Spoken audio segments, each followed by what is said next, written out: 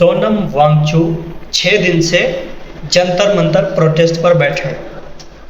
और कुछ लोग हैं जो सोशल मीडिया पर बैठकर बस अपनी बात रख रहे हैं कि इस देश में गलत हो रहा है, छात्रों के साथ गलत हो रहा है, ये सरकार बहुत गलत कर रही है, बहुत ही अन्याय कर रही है, डिक्टेटरशिप है ये सरकार। ये बड़े भाई साहब है जो हर टाइम सरकार को रेलते रहते हैं। अब देखो पहले ही इस वीडियो को देखो, प्रियंका चोपड़ा की शक्ल यहाँ पर देखने लायक थी।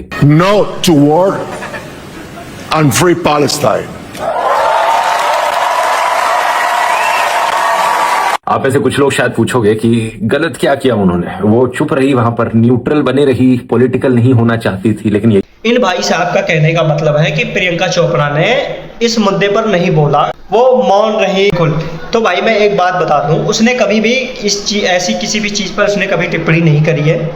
तो उसने शायद नहीं बोला, कोई बात नहीं, उसने कभी दिखावा नहीं किया आपकी तरह। तो आपको जब इतनी फिक्र है भाई साहब, तो आप जंतर मंतर क्यों नहीं आते प्रोटेस्ट के लिए?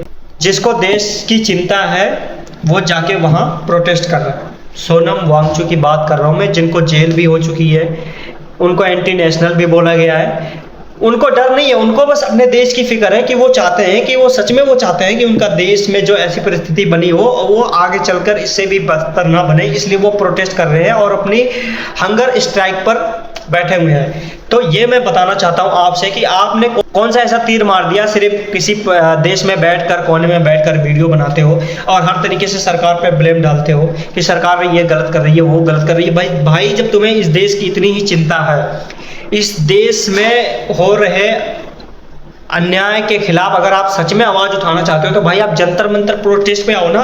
वहां सब लोग प्रोटेस्ट कर रहे हैं, वहां आके अपनी बात रखो, तब मैं समझू कि आप सच्चे में देशभक्त हो। वहां पर बैठो, वहां पे जितने भी आपकी फैन फॉलोइंग उनको इकट्ठा करो और धर्मेंद्र प्रधान से इस्तीफा मांगो। और उससे ही नहीं, नितिन गडकरी से भी मांगो। उसने ऐसी हालत कर दी है गाड़ियों की, जो E20 फ्यूल 100% एथेनॉल का वो पास करवाया है, कहता उससे पॉल्यूशन नहीं होगा। मैंने देखा कोई ग्राउंड रिपोर्टिंग कर रहा था, उस पत्रकार का नाम नहीं पता मुझे, मैंने बस देखा कि पत्तों से वो हटा रहा है। वहाँ पे इतनी प्रदूषण हुई है कि वहाँ की जो वातावरण वहाँ का पूरा बदल गया है। तो जिसको देश की चिंता है वो अपनी जान की बाजी लगाकर अपना 100% योगदान दे रहा है कि इस देश में ऐसी परिस्थिति ना बने, ऐसी जुल्म करने वाली सरकार ना आए ना, मतलब हर किसी को परेशान करके रख दिया हो। जिसको चिंता है वो लड़ रहा है।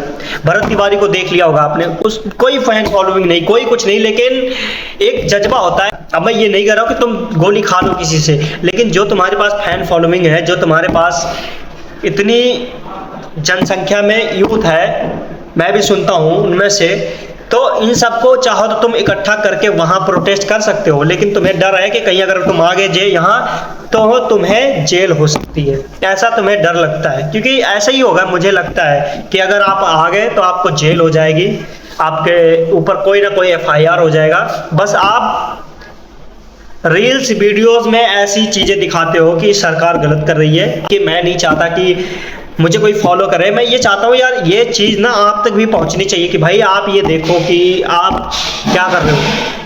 आप अगर चाहते हो कि देश का भला हो तो भाई प्लीज़ रिक्वेस्ट है, आप जंतर मंतर आओ, वहाँ प्रोटेस्ट करो और धर्मेंद्र प्रधान से रिजाइन की मांग करो। तो मिलते हैं, अब मैं जब जंतर मंतर पहुँचूंगा तभी एक वीडियो बनेगी। जय हिंद।